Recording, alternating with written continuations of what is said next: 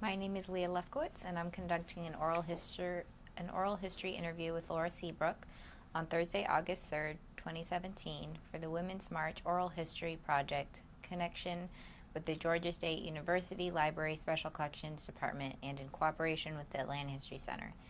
We're recording this interview at the Atlanta History Center in Atlanta, Georgia. Laura, before we talk about your experience regarding the Women's March, I'd like to get a little biographic information about you. What year were you born and where? 1947 in Winston-Salem, North Carolina. I have family from there. You do? Yeah. Nice place. Can you describe your family's political leaning? My dad was a Republican and my mom was a Democrat. And they didn't talk too much about politics, but I kind of knew, I knew enough to know how they felt. What's your profession? I'm a registered nurse, but I'm retired. Do you support one particular political party? Democrat. And have you been involved in political activities in the past?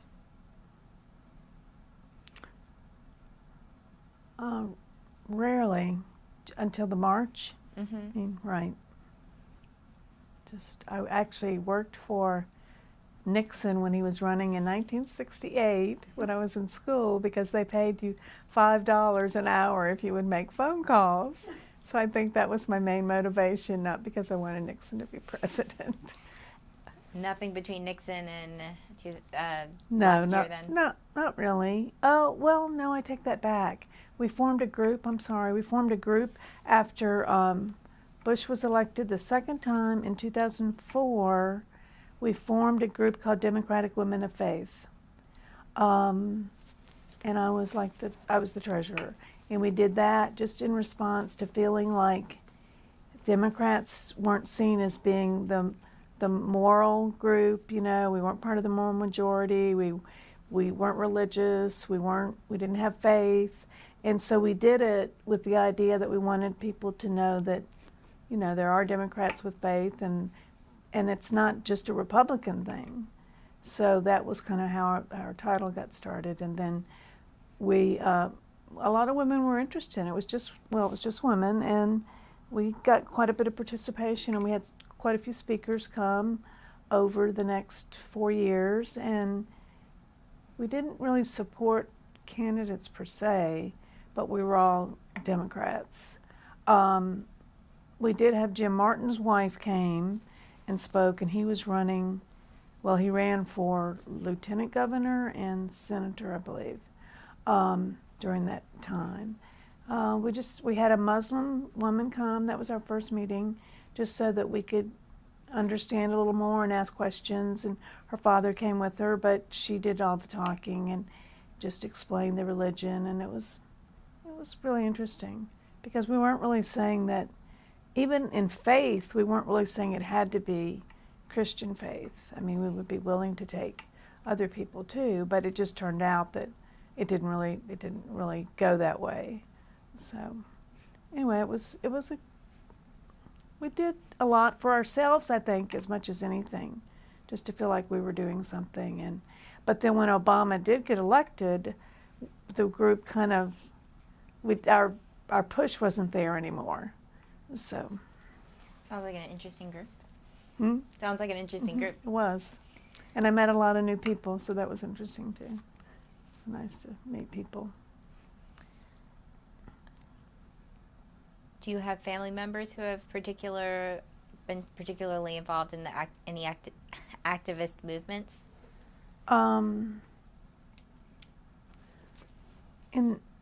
Not so much really active, but in their thinking, they're pretty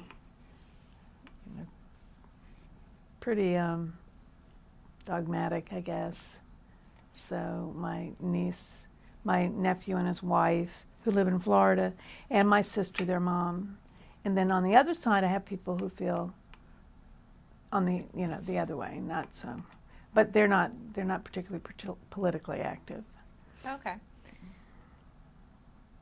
So have you ever participated in a march before this? No. No, first one. So why did you decide to make this your first march?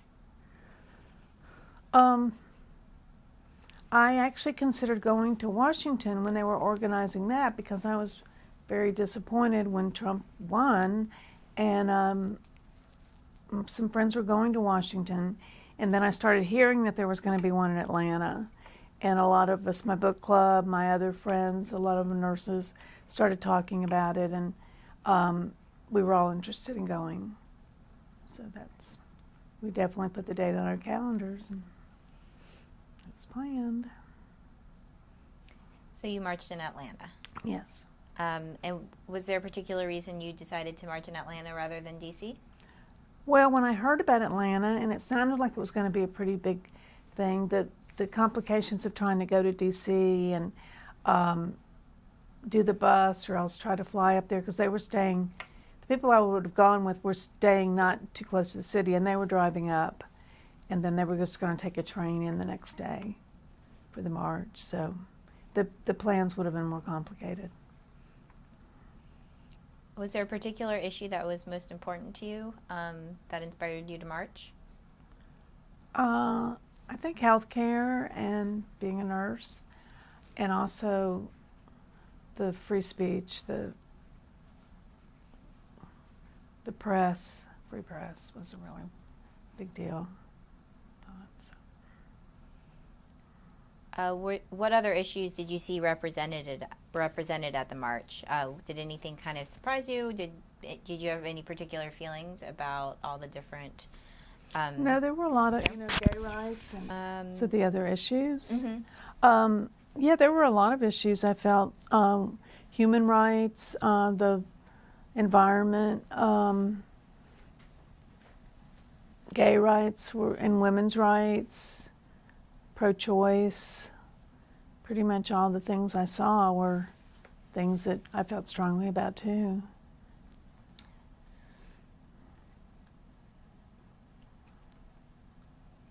So this was your first march. I assume it was kind of your first protest as well? Right. I never felt like I was a big resist person or a protester until this. So you mentioned feeling disappointed about the election.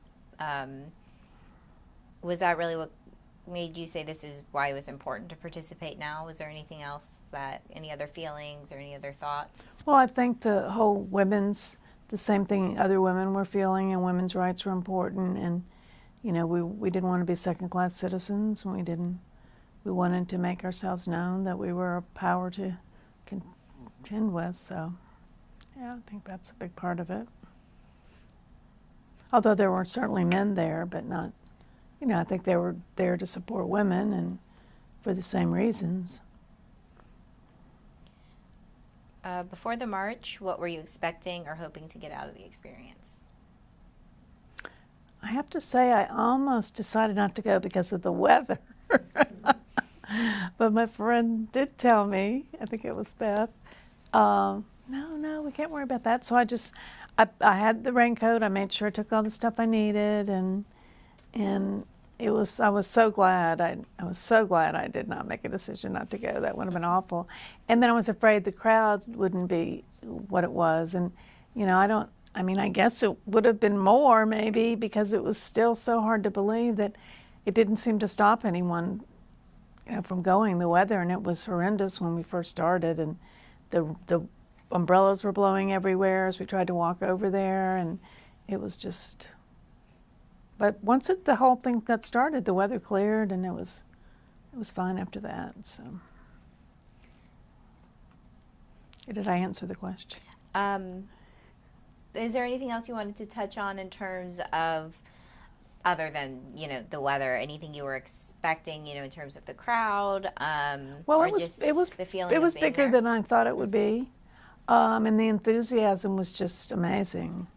It was really amazing, the enthusiasm, and you did feel like you were just part of something that was important, and it was just a great feeling to be there among all the people, and that was really nice. I didn't expect to feel so overwhelmed by it. Yeah, so. Were family and friends supportive?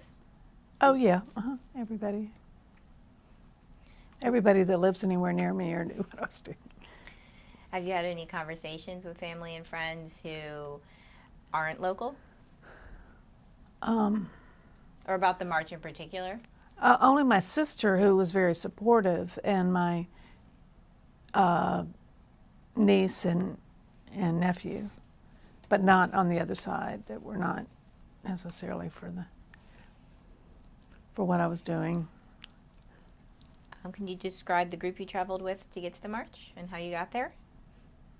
It was people I had worked with, several nurses, one nurse's sister, I was a teacher. There were probably 6 of us, and we took the train, and I had a couple of other groups of people I knew that were going to be there, but I thought maybe I'd see them, but I never saw anybody. There were so many people there. And that was a group that I actually, went down there with. So we're pretty much all nurses except one. And then while we were down there, one of my friend's daughter, who was kind of planning on going, but got kind of, no, I don't know. She was in her early 20s. And then she hears about it, and she knows, she lives in Midtown, and she's so excited then, and she's telling her mom, I wish I'd come, I wish I'd come. She actually came down, took an Uber, came down, and we just kind of, with all those people there, picked a spot, and there's a carousel down there. I mean, the Ferris wheel. So we go down there and we say, well, we can see the Ferris wheel from here, so just be there near the Ferris wheel. We'll be on the left side of the road, and but she found us, with cell phones, and it was just amazing. She found us pretty quickly, and so she was there, she joined us. Oh, that's great. And that was nice too. So. Can you describe a little bit beyond the people you went with, the marchers who were around you?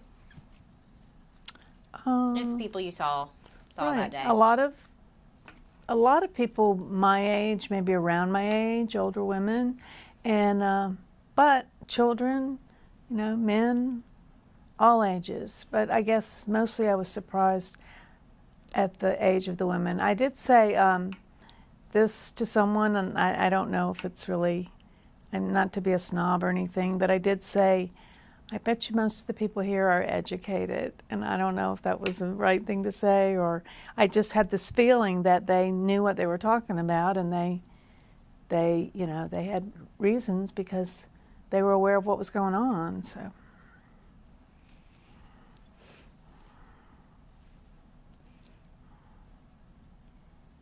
Okay, so we'll talk a little bit about first impressions, how you felt, which we've already kind of touched on. Mm-hmm. Any particular feelings before, during, after the march?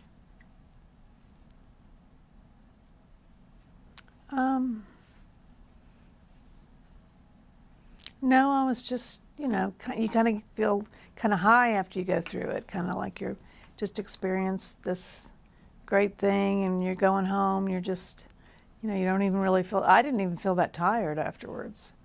And I just felt, empowered and wanted to do more, do other things, keep it going, kind of keep the resistance going. Have you been able to do that, to be able to keep up your initiative?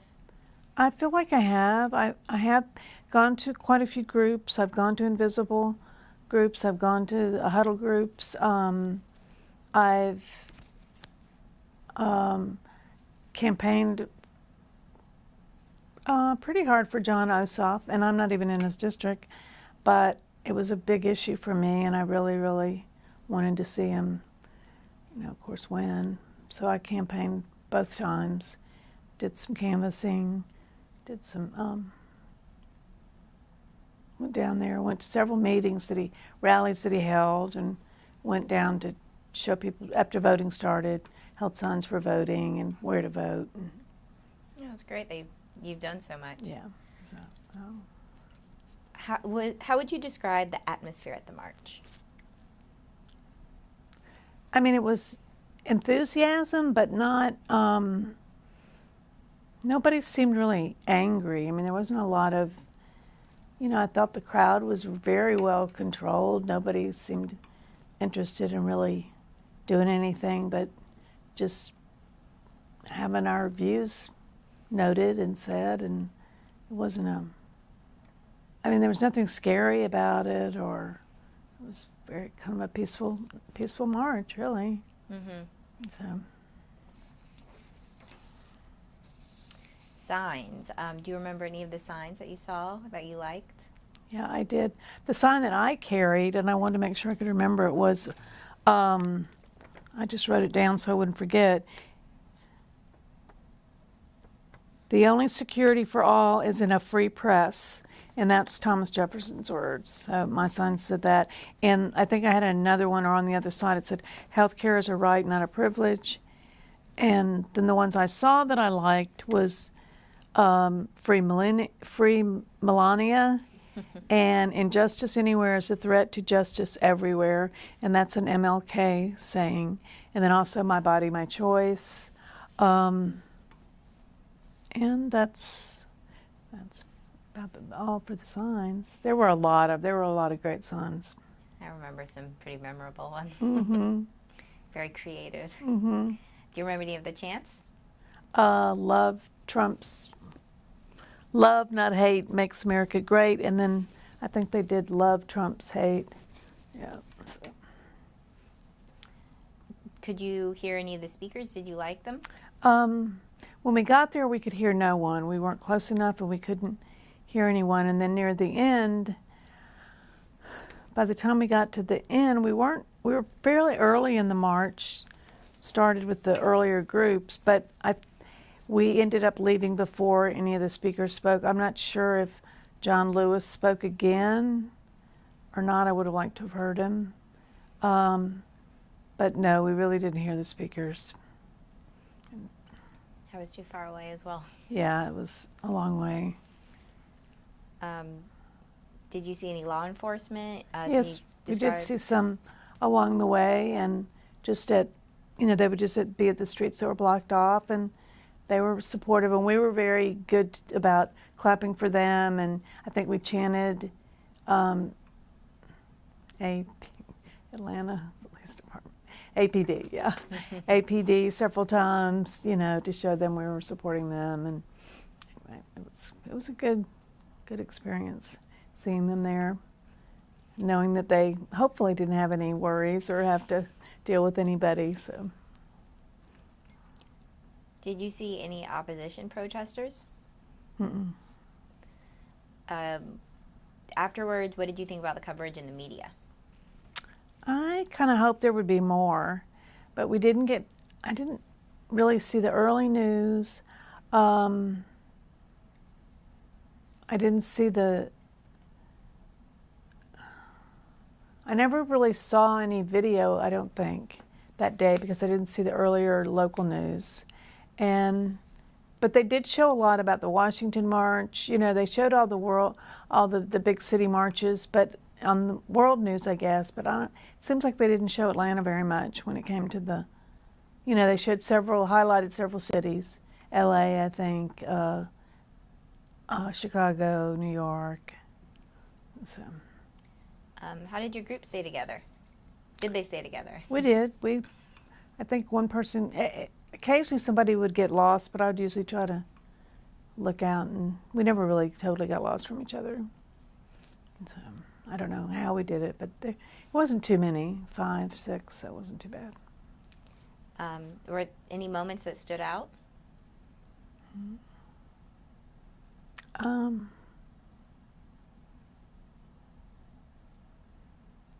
that I can think of.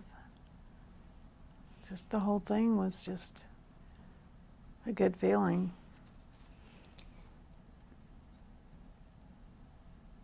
Can you talk about the trip home or anything else that might have gone on that day that didn't fit into any of my other questions?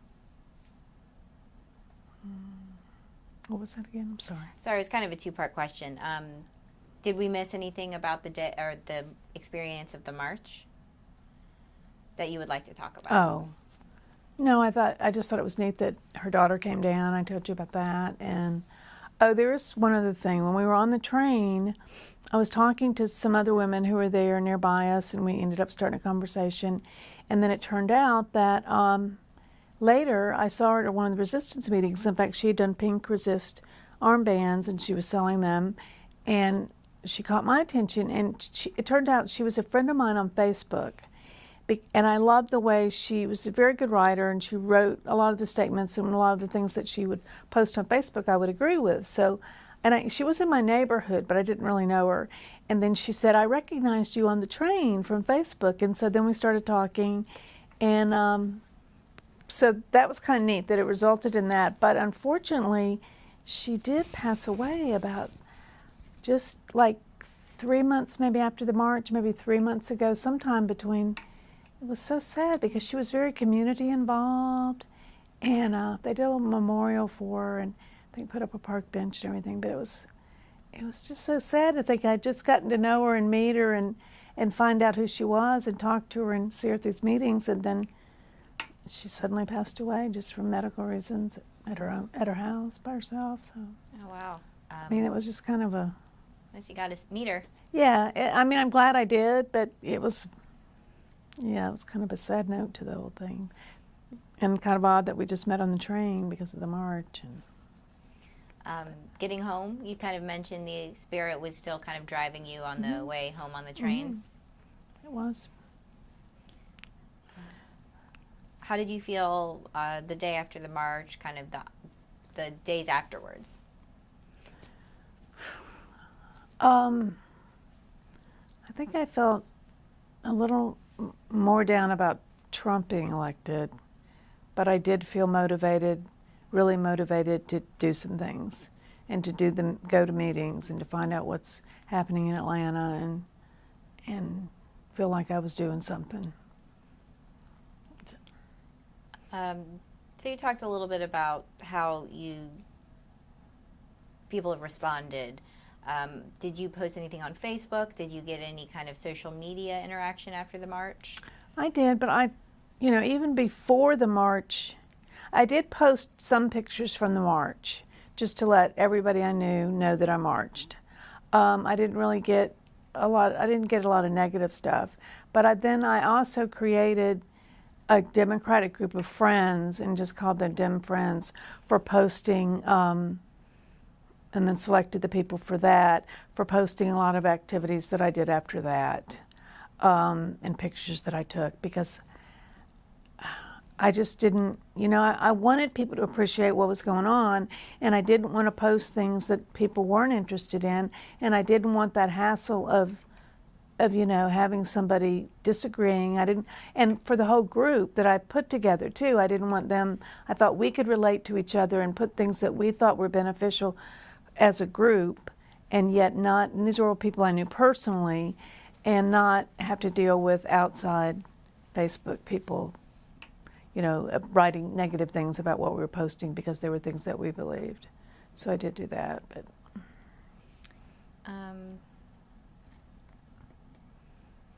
I kind of forgot to ask a little more specifically about your background in healthcare and how that obviously was a part of why you marched. Do you want to touch on a little bit more about how that experience influenced the day? Well,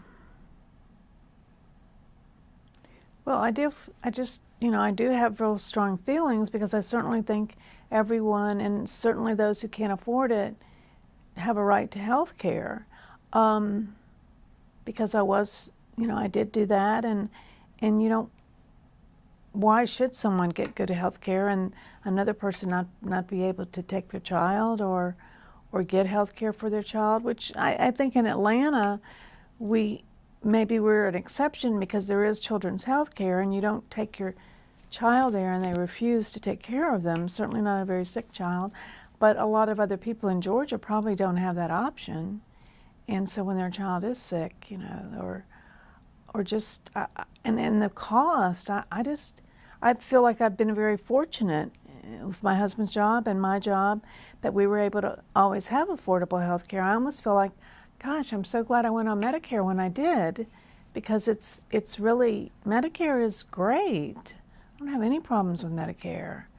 And so I just feel like, how do people pay $1,000 a month for health insurance?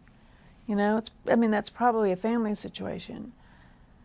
maybe not always, if it's just single coverage and you don't have your employer helping you at all, but even with employers helping you, you can still be paying that much. And with high deductibles, I didn't realize that that had happened because I never had that until a couple of my friends who were still working said, yeah, their deductible was $3,000. So when they went in for their knee surgery, they still had to pay $3,000. I mean, it's just, I don't know. I think it can be improved. I'm sure Obamacare can be improved. There's always room for improvement. But at least, you know, the majority that had no health care, a lot of people got it because of that. And I just don't want to see them throw it out the window. You have to cover a lot of people. You know, even if there are subsidies, that's fine. I mean, they're going to be, and there's always going to be government subsidies. Oh, we hope. Maybe there's not, but, you know, there's people that have to have it. Mm-hmm. So, and the healthy people pay for the unhealthy, and that's the way it's always been. You know, it's insurance, and you're paying. Maybe you don't use it for 20 years, but, you know, there are people that do, and that's just how insurance works. So, anyway, I don't know if I answered your question. But no, I was just, okay. Yes, you did. Okay. All right, so now we're going to talk a little bit about hopes, fears. What do you hope will happen now? It's been about 6 months. It's been more than 6 months now since the march. Yeah, right. Well, I don't know that we've, you know, with the elections we haven't accomplished much. Nothing has changed in the in Congress. You know, those people were not. The Democrats lost, I guess, 4 elections. So I was very disappointed about that. But then he hasn't really been able to get what he wanted. This administration and the Republicans have not been able to really get the things that they wanted because of the turmoil and the resistance that's going on in the country now, especially with health care, but even with other issues. There's been so much outpouring of resistance that I think some of the senators are nervous and some of the representatives are nervous about being reelected. I mean, I hope they are, but they're not listening to the majority, I don't think. They're certainly not listening. If they did what they were going to do with health care, they wouldn't have been listening to the majority, obviously. So that's, you know, up there. I don't know what's going to happen. But they are planning on doing, you know, some bipartisan changes, or try to talk, and I think my hope is that there are people there that can work together. I'm sure there are, and so the right people will be in there to try to work together for everybody, for the best that they can come up with. So, what do you fear might happen? I guess you worry a little bit about war or aggression with Trump in power, and you know he's so quick to react that that's kind of scary. I think other stuff will be handled eventually. I don't know how much longer he's going to be president. I don't know. I just feel like things have got to change, and just to have somebody who seems to be a more stable person will be a good thing.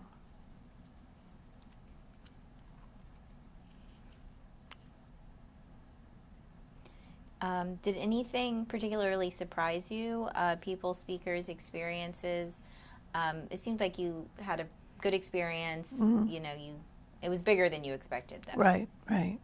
No, I mean, other than just being more overwhelmed than I thought, and really enjoying doing it, and feeling like, you know, we're making our wishes known, and then hearing about it all over the world was just really exciting too. That there were all these cities. I didn't expect that. I didn't know that was going to happen.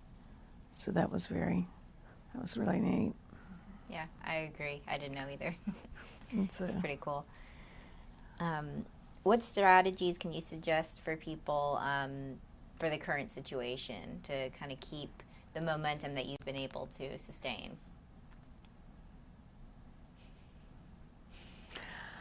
Oh, that's a good one. I don't know.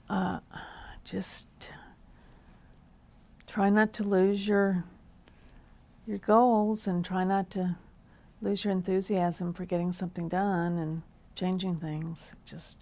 It's hard, because after you feel like you've lost and you feel like you've lost, and sometimes it's discouraging, but you need to keep it up. Anything more specifically about a march? Now that you've been on one, do you have any advice for people thinking about marching in the future? Or yourself, if you go to a march later, is there anything you would know the second time that you didn't know the first time? No, I think it's good. I think it's good to have signs. I think it looks good, when they're doing filming. I like the idea of the signs, rather than just going empty-handed. And then I did go to the science march. I did hear the speakers at that one. And it was exciting too, because you knew that all these people had these same feelings, and the signs that some of the kids had. There was a group of children sitting next to us, and they were fabulous signs that they had. They were very creative, and I just was real impressed with that too. So. Was that an Atlanta march or in D.C.? Mm-hmm. No, that was in Atlanta. March. I vaguely That was down remember. at Candler Park, I think. It's Candler Park. Is there anything you'd like to say about comparing those two marches, the women's and the science march? Well, the science march obviously was smaller, and you could go and sit down and hear the speakers because of the way it was designed. Then we kind of walked in a sort of a square or rectangle. It was kind of the way of the march. No, I mean, it wasn't as exciting to me as the women's march, but I don't know that, I think they each have their purpose, and anyway. Any last thoughts? Anything we might have left out? No, I feel like we covered a lot. Good. Well, thank you very much. Well, you're welcome.